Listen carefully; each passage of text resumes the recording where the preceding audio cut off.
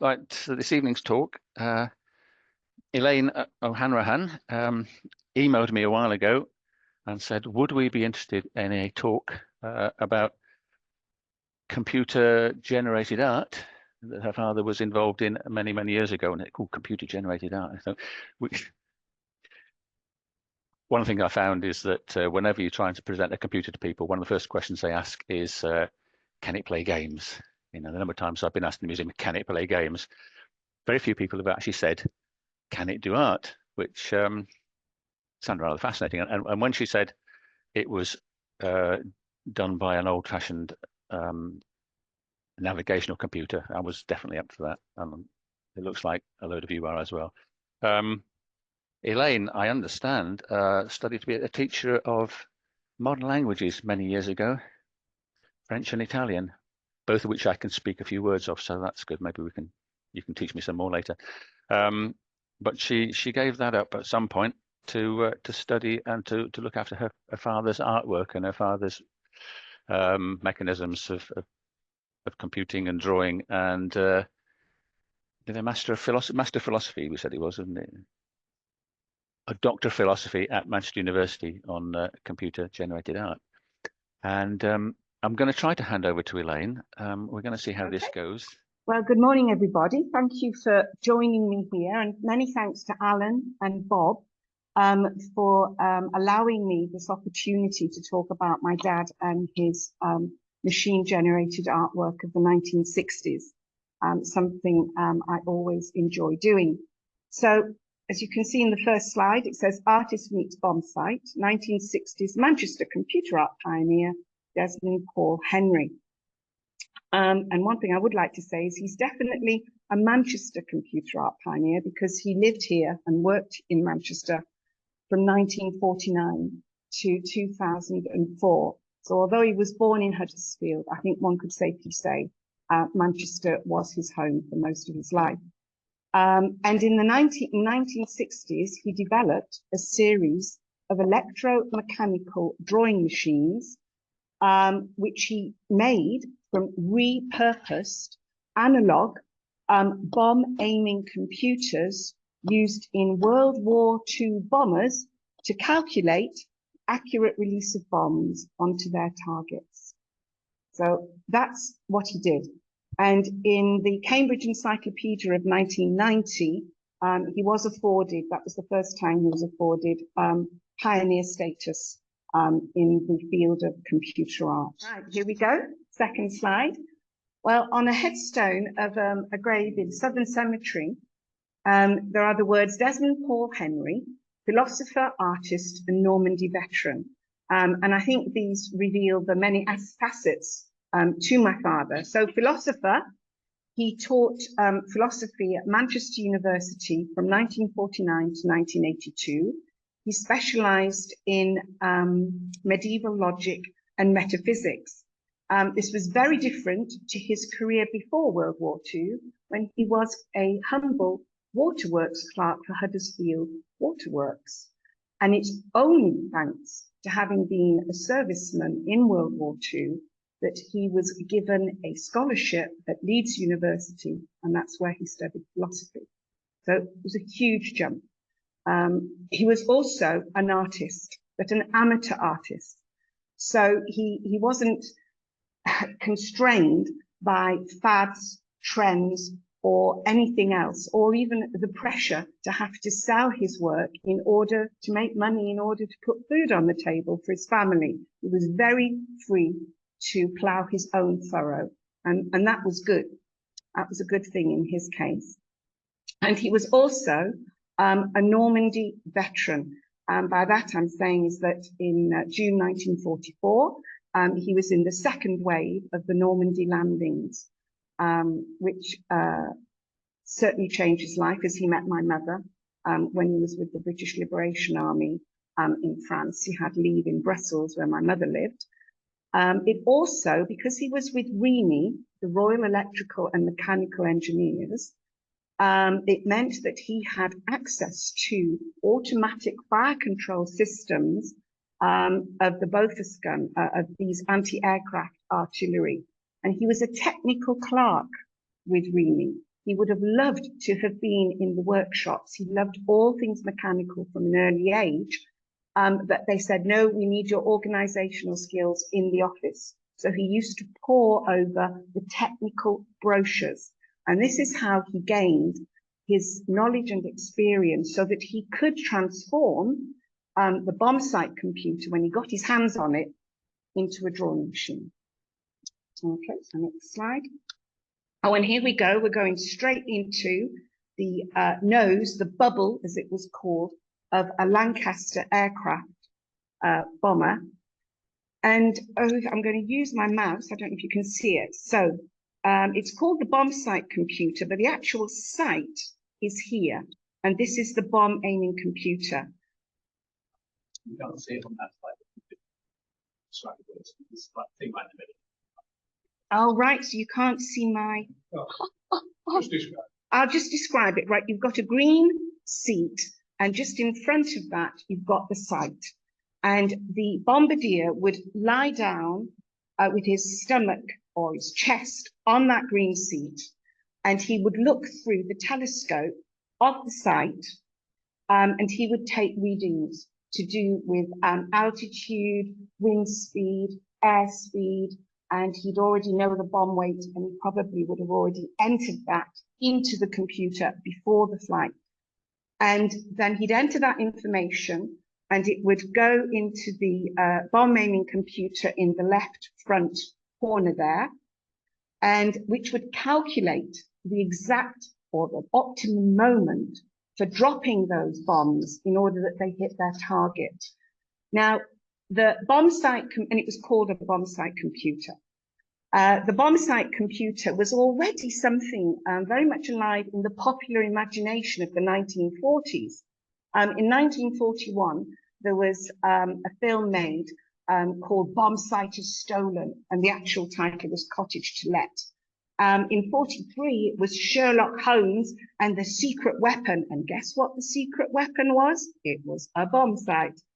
And at one point, pilots were given .45 caliber pistols. And if they landed in enemy territory, they had orders to destroy with the pistol the bombsight, so it didn't fall into enemy hands. This is just how valuable a piece of equipment it was at the time.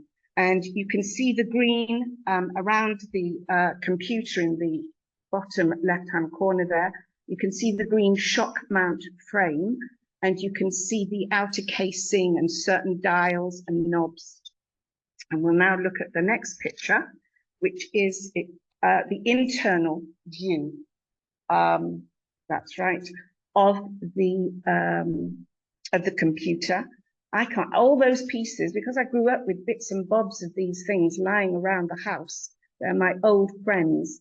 And he took, so in 1952, he was in Shude Hill, Manchester, buying secondhand books. And he came across an Army and Navy surplus store. And he went in and he said, just for a few pence, I think he means a few pounds, he was suddenly inspired to buy this bombsight computer. And he didn't take it home. There wasn't room at home, but he took it to his office at Manchester University. And he took the outer casings off, and he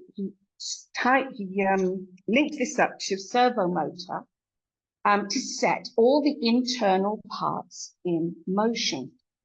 There you are, that's the other, that's, I think that's the rear view, and the other was the front view, again, with the outer casing off.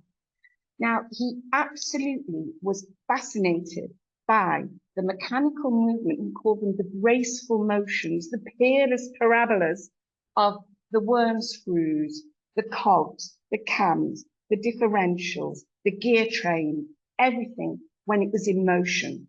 And for 9 years, he would, in his office, when he had a moment, he would switch it on and he would just sit and admire these inner motions. And then in 61, he was inspired, he had the thought, because he was an artist and he was doing lots of artwork, experimental artwork with experimental materials, he said, right, I'm going to capture these graceful inner mechanical motions on paper. And that was what inspired him to make his first drawing machine of 1961, and which produced things like this. These ovoids, ellipses, and some he would just leave as machine-generated drawings, and some he would, in response to their suggestive features, he would hand embellish. This is a close-up of the fine lines of the sheen and the moire effects that he could get with an analog computer, which was not a digital one. It could not be pre-programmed, and it was not, modern computer software. It was quite incredible. And I'm going to try and explain how he did it. But before that, I want to tell you the response to his work in the 60s. He had 2 exhibitions in the summer of 1962 of his machine-generated artwork, one in London, one at Salford Art Gallery. And here we go, pictures by robot artist, enter Picasso of machine age. A robot draws the doctor's pictures, computer does drawings. Henry's drawing machines had the potential for going crazy if left unattended. No unaided human hand, however controlled, could evolve anything so exact or so fluid. So they really caused quite a stir. He was even put on the very first BBC show of, it came to me known North at 6. I think it was called Up North at the time. And he demonstrated his second drawing machine, in 62, on that program. And we think that that's what got Life magazine in the States interested. And certainly in 62, 63, I recall lots of photographers with trilbies and Macs and with the flashing lights coming to the house and taking all these pictures, and it was going to be featured in the magazine. Then unfortunately, JFK was assassinated and the whole article was scrapped and they never ran it again. So what on earth inspired this man to do what he did with the bombsight computer? So in 1972, he wrote, "The mechanical analog computer was a work of art in itself, involving the most beautiful arrangement of gears, belts, cams, and differentials." Now, he was born in 1921. So growing up, he grew up in what has been termed in art circles the first machine age. And there was definitely in the general populace this enthusiasm for technology. It was this the machine aesthetic, the zeitgeist that was going on. Now, his father, as he was growing up, used to mend clocks as a hobby. And as a very small child, he even ingested an item or two of the mechanism when he was small. He used to watch his father and he loved clockwork mechanism. And I think this definitely was the source of his fascination for the hypnotic mechanical movement that you could find. And certainly at the age of 9, and he was already drawing on his bedroom walls by the time he was 9, he wrote at primary school that when he grew up, he wanted to be another Leonardo da Vinci, artist and inventor. Oh no, I'm clicking the wrong thing. Oh dear, how do I get out? Okay. This one, that's it. There we are. So in the 20s and 30s, you would find there was plenty of art inspired by technology, and movements include Italian futurism, precisionism, constructivism, and kinetic sculpture. Don't worry, you're not going to get an art history lesson on those, but there's Tamara de Lempicka. She decided she would put on paper someone driving a fast car. Speed was very important. And as early as 1934 at MoMA, they took parts of aeroplanes and machines, you've got helixes, propellers, and they displayed them on plinths and on walls as you would do art, pictures, portraits, or sculptures. Very interesting, this whole machine aesthetic at the time. And then, of course, when he was 18, he'd volunteered for Rini, at his parents' suggestion, because if you volunteered, you could choose where you wanted to work in the army. And his parents said, well, you don't want to be cannon fodder like your uncle was, who died at Passchendaele. you choose where you go. So he was in a sort of support unit, which had only just been set up, Royal Electrical and Mechanical Engineers. But as I said, he became a technical clerk.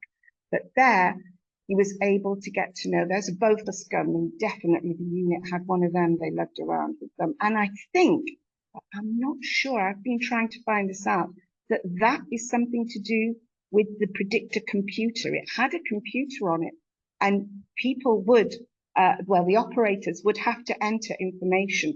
It's all about calculating, now I bet you all know this much better than me, about calculating angles.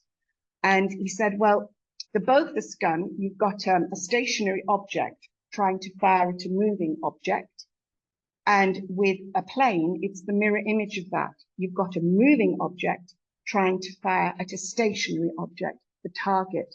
So we had no difficulty at all in understanding the predictor system of the bombsight computer, because it was the mirror image of this one that he knew so very, very well. So these were the influences in his life. And I think he saw in the shop, oh my goodness, a bombsight computer, that'll have a predictor system in it. I want to get my hands on that. Oh, sorry, I keep doing this, don't I? Thank you, Alan. Right, so now we get to 48. And you must have all heard of cybernetics and Norbert Wiener. And basically, all this development of automatic fire control technology in the weaponry of World War II led to this whole theory of cybernetics. And then, of course, in 48, we had Manchester University's baby, the world's first stored program computer. And that is, I thought, was a really lovely picture with the red background. And in 49, my father joins staff in the philosophy department. He must have only been here about 2 weeks. And he's asked to help organise the first of a series of Manchester University philosophy reading seminars. And the first one was called The Mind and the Computing Machine. So suddenly my father is sort of thrust into, this was the forefront of computer development technology, and Alan Turing. And sure enough, at this meeting, Alan Turing was there. There was Polanyi, there was Young. It was from a whole cross-section of disciplines, zoologists, chemists, and it was to discuss this whole idea of the mind and the computing machine. And it was at this meeting that Alan Turing first presented his ideas on thinking machines and what later became known as the Turing test and AI. And this would have a bearing on my father's relationship with his drawing machine. But something that we only discovered thanks to Dr. Reidherd was that in 2017, when a display was being put up in the Kilburn building at Manchester University, someone who was there when I gave my talk said, hang on, did you know that your father was the note taker at this seminar? And I said, no, I didn't. And this led to a whole load of research. And sure enough, it is in the notes for the, and my father could do shorthand, so it wouldn't surprise me if he was the note taker. But Margaret Bowden, when she talks about this seminar, she says a member of the philosophy department took the notes, but no name is mentioned. He'd only been there 2 weeks. But my father had confessed to, in about 2022, 2023, to Jay Kennedy, a member of the History of Science department here at Manchester, that it was he who took those notes. And it was definitely a turning point, I think, for my father to be part of this whole zeitgeist, if you like, at Manchester University. Right, oh God, I keep doing this. There we go. And now we go into his first drawing machine as seen by L.S. Lowry in Henry's home. Now, L.S. Lowry was actually a very important figure in my father's life, because if he hadn't encouraged him to display, to enter his machine-generated art in the London exhibition, he probably wouldn't have bothered doing it. So basically, Ellis Lowry and Alfred Frake from Salford Art Gallery advertised that there was going to be a competition for any amateur artists who lived within 50 miles of Salford Art Gallery, and the prize was a one-man show in London at the Reed Gallery. Lowry knew that for any artist to get any kind of a career, he had to have his break in London. And so that was the prize. Now, there were 1,000 contestants, and my father's picture won the prize, but it was not a machine-generated drawing. Some people on the internet have got this wrong. It was actually something he used various experimental drawing mark-making techniques because of shortages in war. I mean, that really made him very resourceful. So he'd use soot, he'd use baby bottom, zinc and castor oil baby bottom cream. He used bomb-damaged photographic paper, light-sensitive photographic paper. He used shoe polish, any mark-making thing, old tea bags, right, that he could lay his hands on. And the German gun layer's head in the second slide, sorry, that was, he drew that using a unique finger rubbing technique that he developed. And incorporated soot in some kind of suspension. That's how he did that picture on the second slide that we saw. So here we are with one of his experimental pictures. He won the competition, and Lowry comes to our house. And I was 4 years old, and I remember he was quite a large, imposing man. And I remember hiding behind my mother's skirts when he came into the house. And they were all ready to, it was 4 in the afternoon. They were ready to offer him sherry, but no, he wanted orange juice. Set my mother in a fluster because we'd no orange juice in the house. So I don't know what happened after that. But whirring away, sort of humming, the Guardian described it as humming a drowsy dirge to itself. That's how the first drawing machine was described by a reporter from the Guardian in '62, was his first drawing machine. Now, you can probably notice in the picture that thick frame is the shock mount frame that he's used. And there are various things in there, dials, knobs, all kinds of things that he has redistributed. He redistributed the units, he said. And the main point of all his drawing machines was that he devised a very original method for ensuring the synchronicity between the drawing pens on top and a moving drawing table. So you had a moving pens and moving drawing table. Now, in this first machine, you only needed one servo motor to move the pens because the drawing table was moved by the movement of the pens. Now, the drawing table was resting on a pitch and roll corrector from aircraft, and it was a gyroscope. That's how you corrected or compensated for the pitch and roll in an aircraft. And the stop in the gyroscope had been removed. So it was continuous action. And that's why the pens were able to so easily move the paper and move the drawing board underneath the pens. And I was rereading my father's letters from 1999 when he describes this machine to me.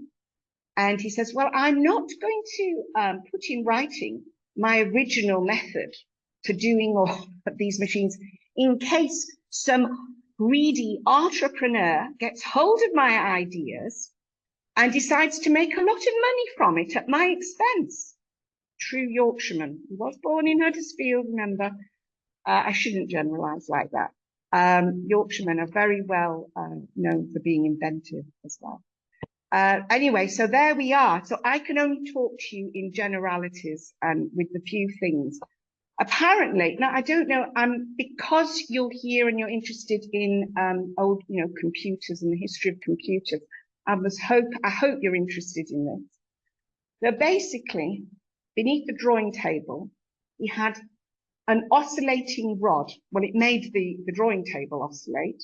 he had a horizontal rod, and there was a spring and a stop position that he could vary at will. And that's what produced lots of nice oscillation in the drawing table, which then got translated to the drawing pens. So the other thing I really must emphasize about Drawing Machine 1 and all his machines is that there was quite an element of chance involved. We call it a mechanics of chance, because let's be fair, he was not a fully trained mechanic. So he had knowledge, but he was not a fully trained engineer, much as he would have liked to have been. And he used to visit Reen's workshops, but he had to spend most of his time just looking at brochures and ordering spare parts for the computers or for the artillery that he was looking at. He couldn't actually work on them. And he admits that sometimes it was mistakes in his arrangement of the subparts of the machine that produced the most surprising and what he found artistically, the most interesting results. And he loved the whole unpredictable and idiosyncratic nature of his machines. And it really, he kind of developed a symbiotic relationship where he was always learning something new from the drawing machine. It was always teaching him something new. And it also meant that the work he produced was always infinitely varied. I have in my possession nearly 900 pictures that he produced in 10 years. And there are no two exactly the same. They are all different because they're produced on a machine relying on, in part, a mechanics of chance. Trying to see now what's the next one. Well, here's something produced on his first drawing machine. Now, he didn't often give his pictures titles because he liked the viewer to be able to make up their own mind.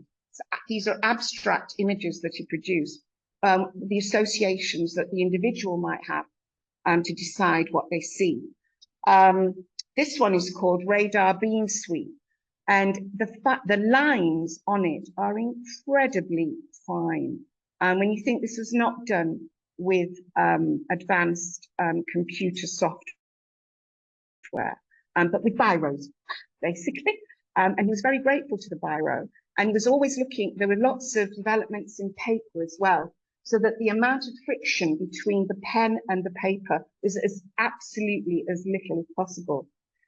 Now, quite often he would leave his machine drawings untouched, but he would also embellish them in response to suggested features. Now here, he has put all these lines underneath to kind of give a kind of structural, almost 3D appeal. What else am I meant to be doing? Yes, so he was, my goodness, anything I've left out? Yes, he did. He has been recorded as saying that there is absolutely no visual attractiveness in the insides of the digital computer, like there was in the inside of this analog bombsight computer. Drawing Machine 1, here we go.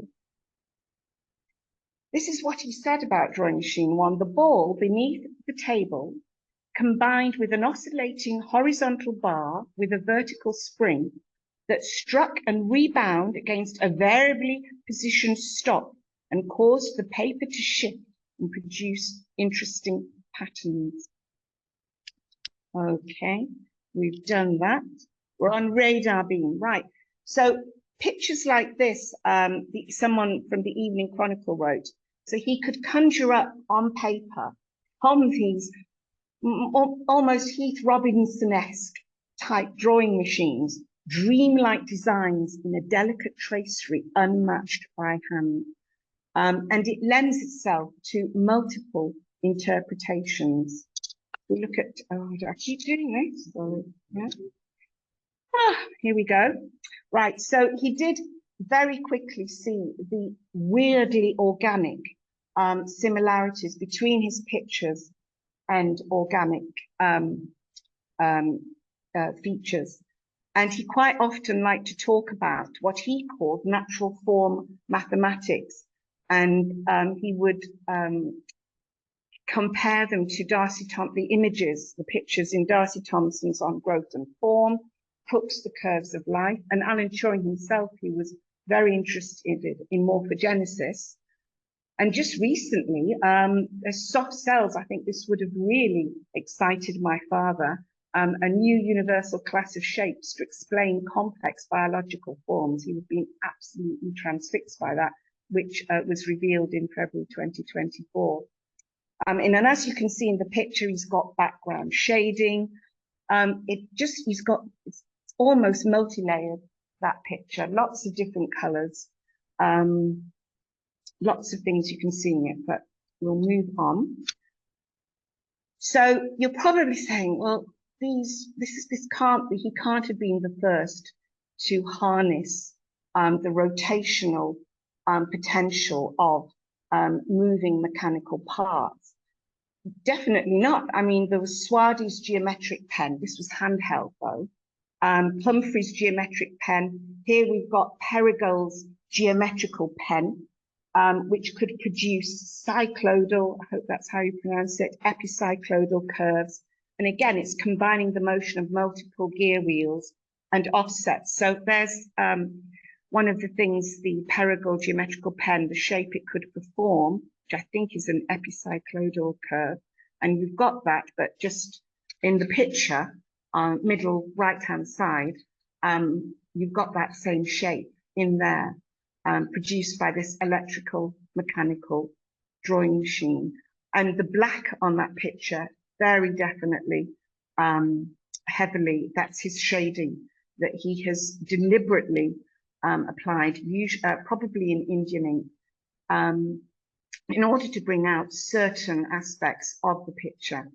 And I mean, he did have general overall control, and that's what was so exciting about his machines, was that he could apply his artistic intuition at any moment during the creative process of a picture.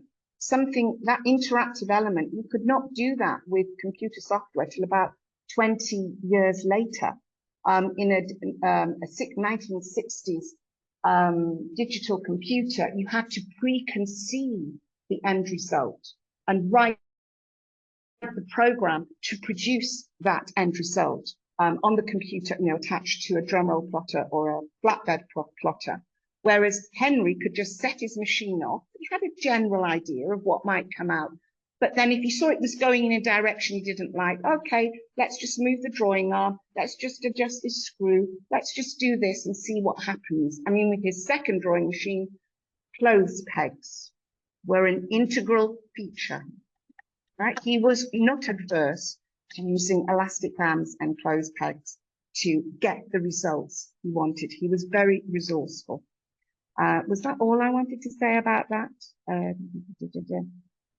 Right, I did want to, is this slide 15? Yeah, oh no, this is slide 16. Oh, I was going to say that he called some of his pictures things like ooze forms or marine flea or flayed rat. These were some of the organic names he would give, but more often than not, the titles would be quite morbid and gruesome in nature, like one was called Death of a Motorcyclist, or The Awakening of the Dead from Some Forgotten Battlefield, or Hieronymus. He was an admirer of Hieronymus Bosch. I don't know if any of you have seen his awful pictures. That was one of my reading books when I was 5, and I don't think I should have been looking at those pictures at all.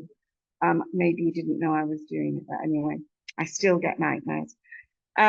So we're in 16, and that's right, the fine lines. No, this is this slide 16? Because it doesn't seem to be. Anyway, there is background shading, and we'll move on to the next thing. Right, again, a lithograph that will help you draw very accurate ellipses. He was very interested in pendulum harmonographs. He picked up a book from Shude Hill called Harmonic Vibrations, and it had all about pendulum harmonographs, and these were hand operated.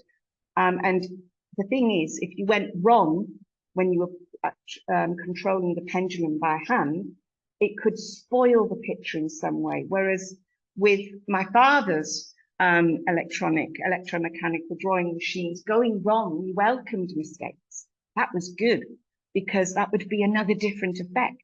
So he didn't mind the imperfections of these imprecise drawing machines.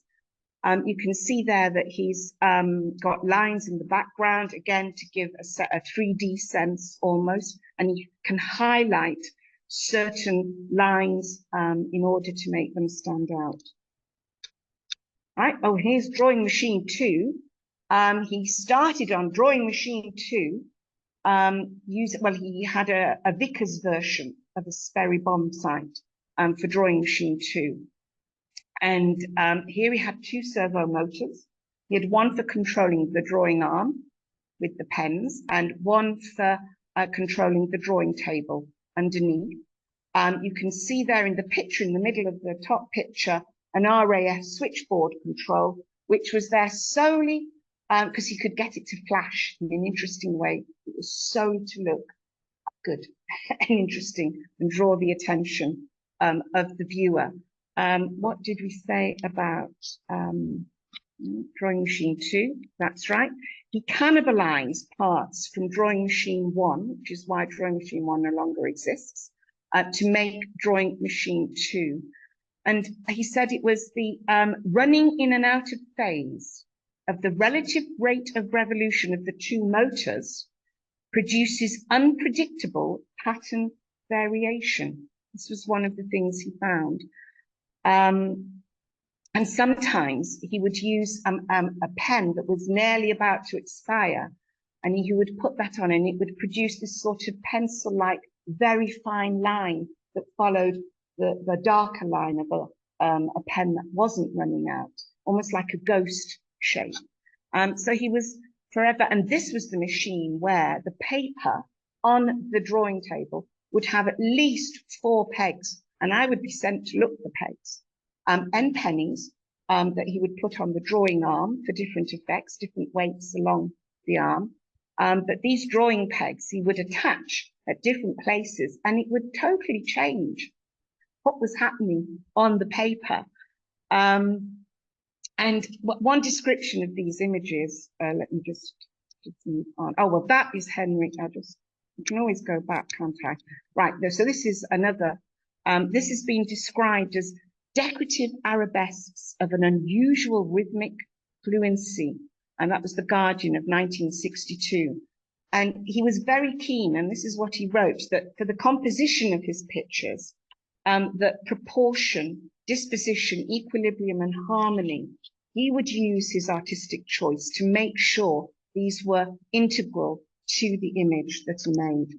Now, it was drawing machine 2 that was exhibited along with some of his machine-generated art, Cybernetic Serendipity in 1968. Now, you may never have heard of this exhibition. It was a major seminal art and technology exhibition of 1968 at the ICA, the Institute of Contemporary Art in London. And my sister was 20 years old, my older sister, in 1968, and she went and visited. And she remembered my father demonstrating the machine to a big group of people. And that was great, and everyone was getting excited. But she said the machine, compared to the smoothness and slickness of all the other machines, you had machines producing music, writing poetry, you had robots. It was really looked like space age science, futuristic installations. Whereas here was this Heath Robinson-esque. She said it did look just a tad out of place, but the images it could produce did look really, really good. And my father said that the pen arm is activated by a series of levers. Here we go. Moved by 2 counter-revolving pivots, and a trip catch on the core style causes the table to oscillate. God knows what he was doing. But anyway, there was pivots, levers, worm screws, clothes pegs involved in all of these things. And by the time the public had finished, pawing, as he called it, with his drawing machine, he said, I had to use elastic bands, what was it, to keep the main gears engaged with the rest of the movement. Now, this machine went on an American tour after that. And when it returned in 1975 to our house in Whalley Range, it was in an absolute total state of disrepair. He said it looked as though someone had taken a sledgehammer to the control panel. Some Luddite, he said, had taken a sledgehammer to the control panel. And he didn't cannibalize that machine to make further machines because he was very hopeful he'd get some insurance money from the ICA, but that did not ensue. I have a long correspondence. I have all the letters. He kept all the letters to do with his artwork. He had a very good eye for the future. So Drawing Machine 2, what's left of it, is what the London Science Museum now have. They came and took that away. If you find his Facebook page, there's a little video showing it being trundled off. I think that was in 2022, if I'm correct. They took it away.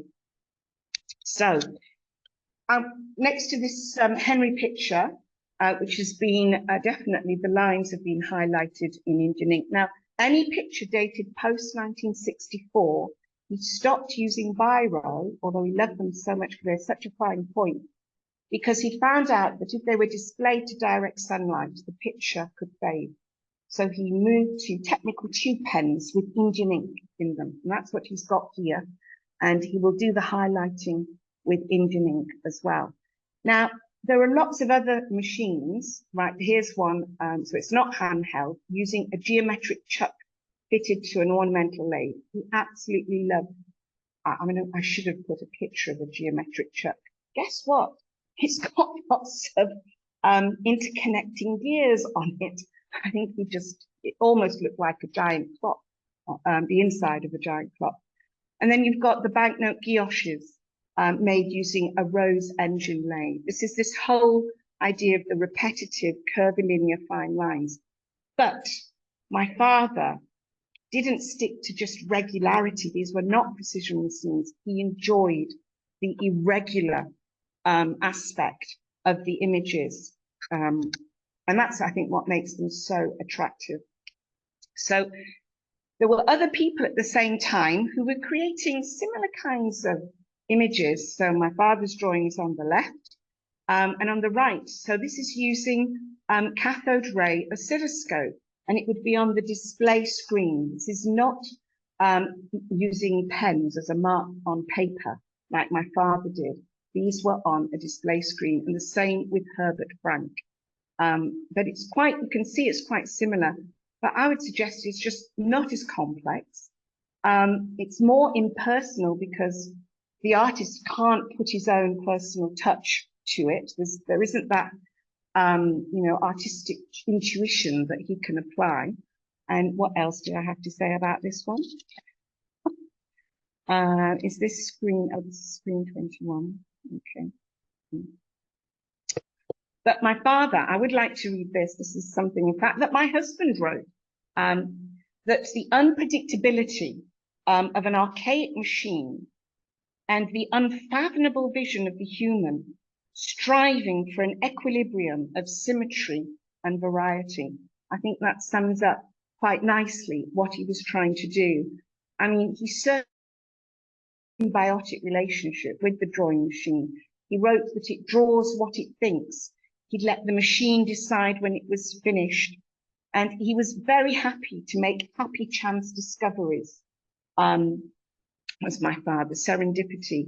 And he would often quote Leibniz, the pre-established harmony of the universe, and make positives out of negatives. He called himself Hopeful Henry.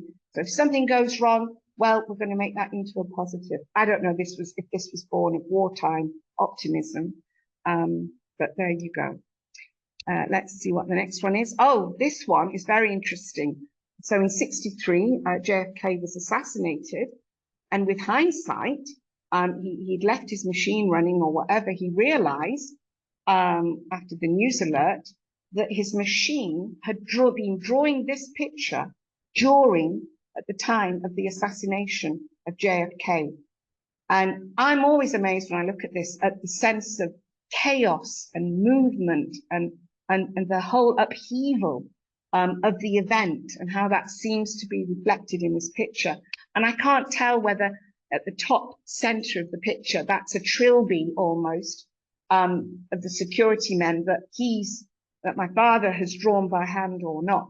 It's very hard sometimes to tell the difference between what's being added. And the other thing that I think is noticeable in my father's work is you get this self-similarity at different scales. So it shares some characteristics of fractals, and he liked to call them mechanical fractals. He also called them machine Pollocks, because Pollock had a method of where he just threw the paint on and saw what happened. And well, he sort of just set the machine in motion and let it draw what it thinks. So he did call them machine Pollocks. Here we go. Let's see where we are. Am I now ahead of myself?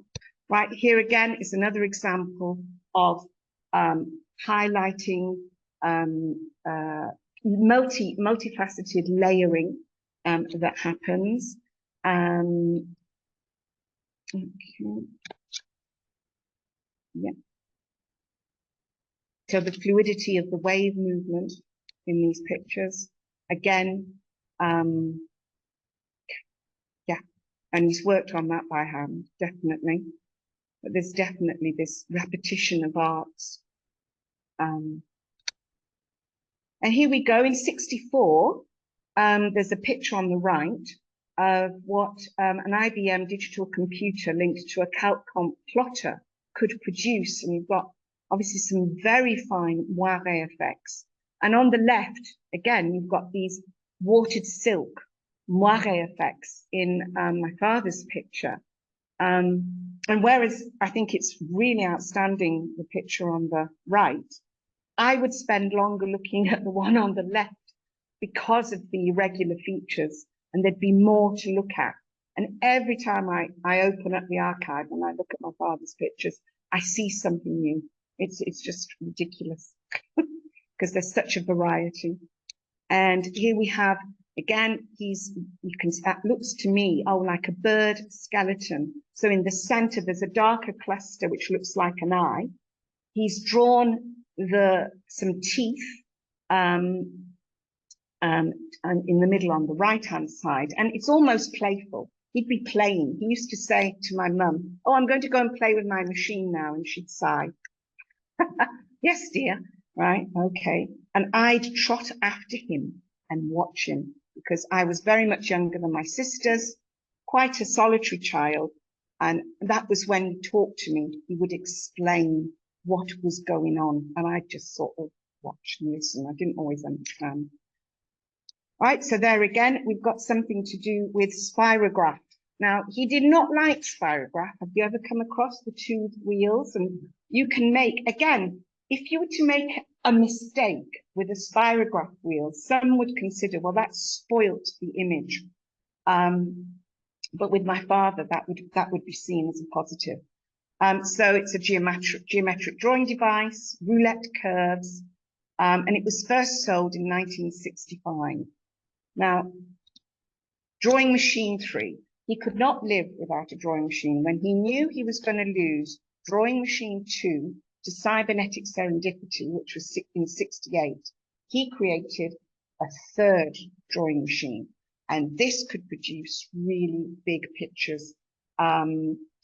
They were 70 centimeters by 50 centimeters approximately. Drawing machine 2, it was 50 centimeters by 40 centimeters, something like that. But this was really big. And this had 2 servo motors again. He used bits and bobs that he had in his workshop and left over from the Vickers Sperry computer. And the main supporting thing was a bed frame. The lines at the bottom, those 2 metal bars, were a bed frame. And he kept that going for quite a few years, till 70, 71, when the axle broke from too much weight on the leverage or something. and it just broke and he had to abandon it. But it did produce some rather, which one are we on? 28, here we go. The largest pictures, that's right. And let's see some of them. All right, so that's the sort of thing he produced on Drawing Machine 3. And I don't know how he did it. And it's this tiger stripe, these striated ribbons that he produced. And that he has not, as far as I can tell, he has not touched. The more he perfected his machines, I think he embellished them less. He couldn't, sometimes he just couldn't resist doing something with them, but that one has been left just like that. This is another one that virtually untouched. Yeah, so it's almost like a slinky toy, the middle, the central bit. I don't know if you've come across the slinky that you could get going down the stairs. It's just a coil, a helix. And then this one. So you're thinking, well, surely modern day computers can produce things as complex and idiosyncratic as Henry's drawing machines. Well, I'm not necessarily totally convinced they can. I have had people ask me for the program. I said, well, no, you didn't do it using a program. But you've got Thomas Ruff did these nice curvilinear cycle series using a digital computer, using a program. But when I looked into him, he produced these visual images mainly to show off the advanced nature of the software he was using or that he developed. So the software becomes more important than the actual end product sometimes. Now, in 2012, Dr. Jack Tate, who actually taught at Manchester School of Art, and who's made so many analog drawing machines, he decided to use reverse engineering and try and make something as close as possible to a Henry drawing computer. And there's an image there. And if you look at his site, Tateographs, you've got a few more images that are homage to Henry. But he still, I feel, could not get the complexity of the chance. The mechanics of chance was just such an amazing thing to have going on in these drawing machines. And I think, do you know what, guys? We're nearly at the end. You'll be breathing a sigh of relief. Yeah, so I would see his legacy as being a unique precursor to digital art, and he could be as unique as he wanted to be because he had that freedom. He wasn't a professional artist, and he's a precursor to digital art. He was not part of mainstream art advancement, so you couldn't call him a main influencer. He was a bit like these Victorian inventors working away in an attic somewhere. That's what he was doing in his workshop in the cellar, working away on whatever he wanted to do. So he was a precursor. And I would definitely say, though, that in terms of machine-generated art, so his drawing machines are a transitional stage between what is being called the mechanical industrial age before World War II and the electronic digital age which followed. His drawing machines are a beautiful sort of sum up or represent his artistic intuition combined with an awful lot of technological ingenuity. I just love the way his inspiration, which was the inner movements of the mechanical analog computer, became his actual tool for producing this infinitely varied artwork. And he avoids a lot of the criticisms that were aimed at early computer art, that it was impersonal, it was too samey, it could be repeated, there was no room for artistic intuition. No, he avoided all those quite by chance without realizing it, because that's what he wanted to do. Anyway, thank you so much for listening.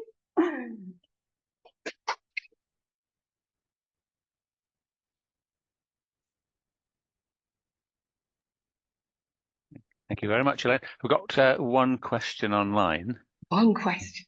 Well, Okay. there might a few more might pop up in a while. When from Chris King, he says medieval. This is a difficult one. Medieval logic is the one of the first places in the West where recursion and computational thinking emerged, and recursion is a key to fire control. Did he write anything about how his two professions informed each other? Yeah, you are not the first, Chris. Is it Chris? Yeah. Did you say his name is Chris? You are not the first Chris to ask this question. The closest I've got, he didn't actually write anything in particular. And in fact, my husband and I are trying to find links between medieval logic and his work. But he did write about, well, he did at one point, a former student of his told me how they were having a lecture on Leibniz. And Leibniz talks about monads. And he just showed them a picture of one of his drawings. So that's the closest I've got to a link between my father's work and yeah, his logic, medieval logic. But I will be following what Chris said up with great interest. So thank you very much for that, Chris. Yeah, quite a few people saying a wonderful talk. Thank you, super talk. I said, well, of course it was, and I think we think so. George said a bit about the Rose engines you'd shown. You know, Rose engine that puts patterns on. That's right. On the £5 notes and that's whatever. right. There's one on display in Birmingham somewhere. He said, oh, is there? He said he used one, well, played with, he said, but I think we can probably do. Two things that you mentioned there that I think probably ring for most of us is, and I wrote that spirograph and slinky. But but it's the times when I was using a spirograph and it goes a bit wrong. A spirograph should give you something fairly perfect and clearly in your father's art. The human interaction was what made it sort of go off on little loops and spirals. Absolutely, and but also the imperfections in the machine, and he didn't mind it not being a perfect machine. So it didn't just go wandering off by itself because he poked it. It did itself. Well, sometimes it did. He just let it, and it would surprise him what it did, and he wouldn't have done anything in particular. And suddenly, it could be because a screw had suddenly become loose. That it suddenly started doing something else, or I don't know, something was causing the track to change, or it was oscillating in a strange way. And he'd try and work out, well, how can I get that effect to repeat itself again? And he'd work it out. But, and there he did compare himself to, in the interview that I did with him in 2023, and which is on the website, well, parts of it are, he said that, Aquinas says there is an infinite amount of ways of going wrong.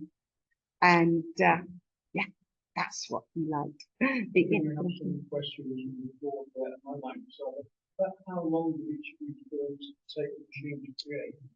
Well, that's interesting. I would say it could be anything from 2 to 3 hours to 2 to 3 days. It would decide on whether he thought, yep, I'm happy with that. I'm stopping the machine.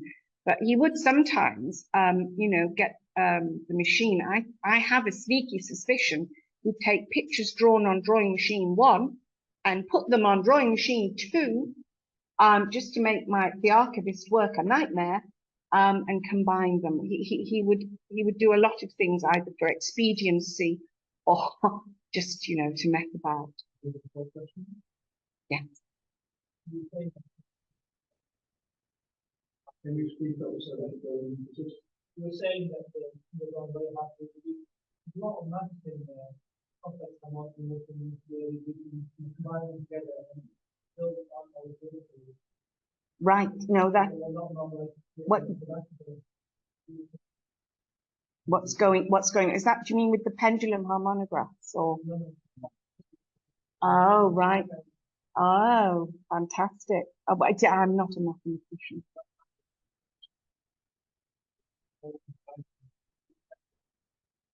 Yeah.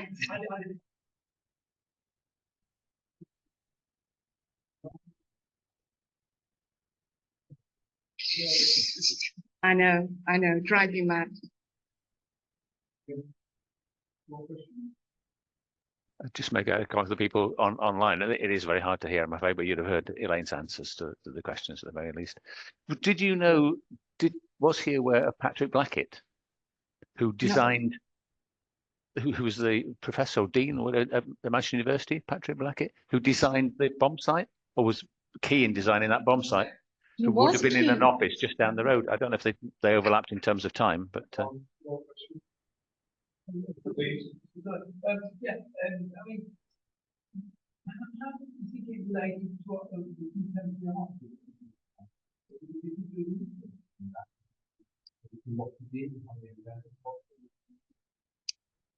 I mean, he definitely knew about some of the contemporary art, but he never tried to get into the digital computer, as far as I know, in Manchester.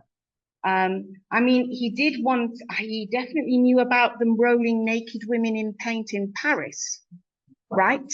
Because he tried to get my mother to do the same on a canvas, which was an old door, in our cellar, and she refused point blank. That I do remember. So some things he definitely knew about some things. I mean, I would have hoped he'd have known something about Tigerly. I don't know if any of you have come across Tigerly and his mathematics and his self-destructive machines that he drew, that he created. But I'm really not sure how much he was influenced by what was going on. When he went to cybernetic serendipity, that was a real eye-opener. And I think it's partly the reason why he felt he didn't continue with his drawing machines at that time in the second series. He saw just how far things were going. And his machine was definitely, as I say, with hindsight, you can see it as being this transitional stage between the mechanical and the digital.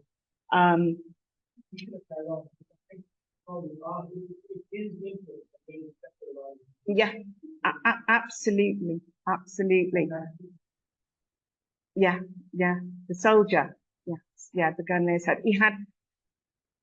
I think he was pretty skillful. I mean, this is a man who, at the age of 6, walked himself to his local library every day to read Cassell's encyclopedia. But the worst thing is, he remembered everything he read. And when I was growing up, you know how nowadays, if you've got a question, it's ask Google. Well, no, in our house, it was, oh, ask Dad. He'll have a book on it. Not only would he have a book on it, he'd be able to go to the page in the book that answered your question. He had quite a phenomenal mind. And he really shouldn't have even gone to grammar school because he was Catholic. There were no Catholic grammar schools in Huddersfield. But his parents petitioned the headmaster at Huddersfield Grammar School and they let him go.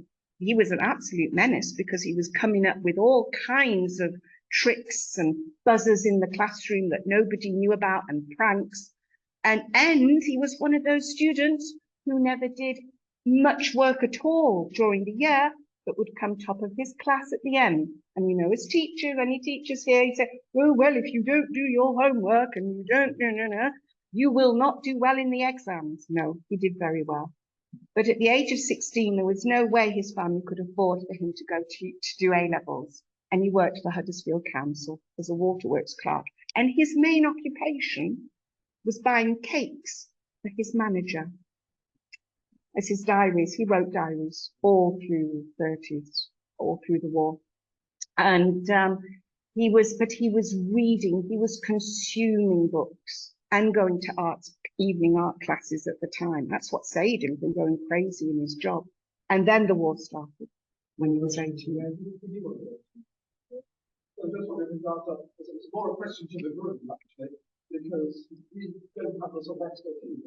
I don't know if you've got sort of like the mechanical background to sort of understand how you would use the elements of the Sperry computer to be able to produce these arts and this. Are we looking at servo motors? Are we looking at, any ideas?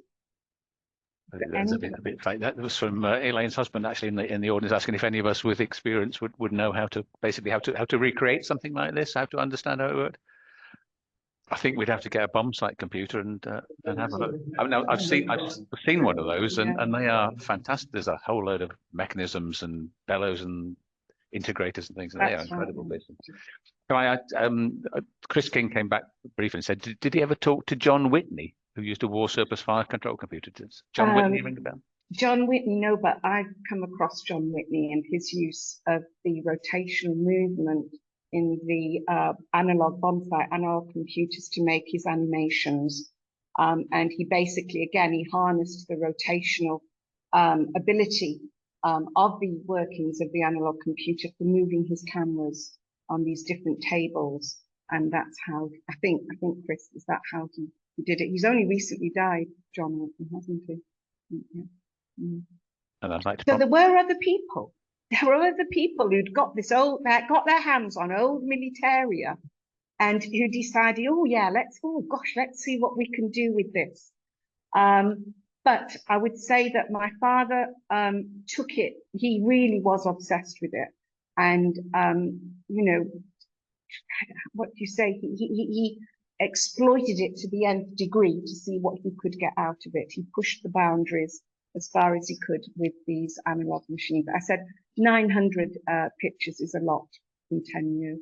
I mean, he did go on in the 80s to make a fourth drawing machine, but he only drew about 12 pictures with that. And then when he was in his retirement flat, he had no workshop anymore. He had to set up some kind of drawing machine. And so he did a pendulum type one where he used a fan that blew the pens on an easel as a drawing table. He was obsessed. I think it was his antidote to what he'd witnessed in the war. Okay. My parents would not have met if it weren't for the torturing to death of a young man in a concentration camp. My father was the only one in his unit who spoke French, and so he, more than the others, he was the one who was the intermediary with the local populace as the British Liberation Army moved through France. And he was given this letter, anyway, that described his death. And it's how he met my mum. And they got married the third time they met, because it was the war. And that's what you did. You didn't know if you were going to live or die. So that's another story, which you can read on the BBC People's History of the War, called How World War II Changed One Man's Life for the Better. So there you go. Written by? Me. Yeah, I've seen it. There is a lot. There is a.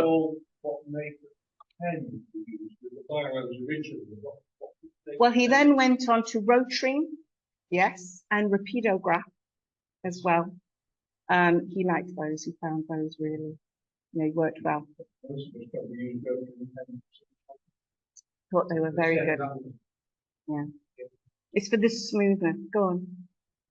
So where can we find out more information? Well, on the website, www.desmondhenry.com. Or you just email me. There's a link. If you've got any questions, press the LinkedIn link at the top of the opening page of the website. And in my name, I've got, as soon as you open the LinkedIn thing, my email address is there. You don't have to start scrolling through LinkedIn. Okay, so Elaine hasn't really sort of blown her own trumpet quite so much, but she has got a website with everything about, not everything, but a lot of stuff about Desmond Henry. And I also need to say, because as you know, I'm at the Science Museum quite a bit. The drawing machine 2, what remained of it, in unfortunately a slightly sorry state, was acquired by the museum just a few years ago, along with one of the 2011, yes. Mosey was very well. I think they took a bit of a punt, I suppose, and they were doing a big feature on computers, and the curator, I can't remember her name now, she said, yeah, you can exhibit. They gave me a room, And they made a very nice job. They made the actual drawing machine too look. They surrounded it with light and had a nice perspex cover on it, and it did look rather good. They did a good job, very good job. And with that, being aware of the time, I think we owe Elaine a very great vote of thanks for Well, a thank fascinating you. talk. Thank you It's, for letting me expound on him. I do enjoy it. it's been fascinating. I'm going home to find my spirograph now. So as always, thank you. Thank you very, very much. Thank you all.